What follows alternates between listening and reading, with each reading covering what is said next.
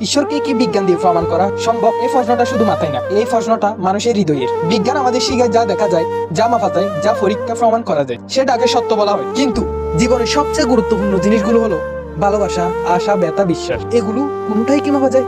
তবুও আমরা জানি এগুলো বাস্তব। সায়েন্স বলে এই ইউনিভার্স হঠাৎ তৈরি হয়নি, প্রতিটি কিছুর পিছনে কারণ আছে, নিয়ম আছে। কিন্তু সায়েন্স এখানেই থেমে যায়, কারণ সায়েন্স কিভাবে বলে কিন্তু কেন বলে না। এখন কোরআন কি বলে?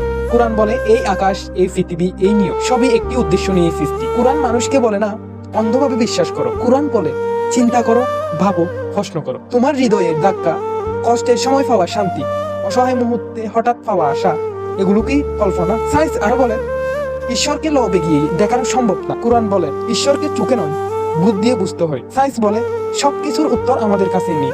কোরআন বলে মানুষের জ্ঞান সীমিত। এখানেই সংঘর্ষ না, এখানেই মিল। সায়েন্স আমাদের অহংকার ভাঙে, কোরআন আমাদের উদ্দেশ্য দেখে। সায়েন্স বলে আমরা এখনো অনেক কিছু জানি না। কোরআন বলে জানাটাই সব না, নম্র হওয়াটাই আসল। যখন মানুষ ভেঙে পড়ে, যখন আর কেউ থাকে না, তখন সায়েন্সও কেবল ব্যাখ্যা দেয়। তখন মানুষ খুঁজে একটা আশ্রয়, আর সেখানেই বিশ্বাসের জন্ম নেই। হয়তো ঈশ্বরকে বিজ্ঞান দিয়ে প্রমাণ করা যায় না, কিন্তু ঈশ্বর ছাড়া মানুষকে বোঝা পসিবল নয়।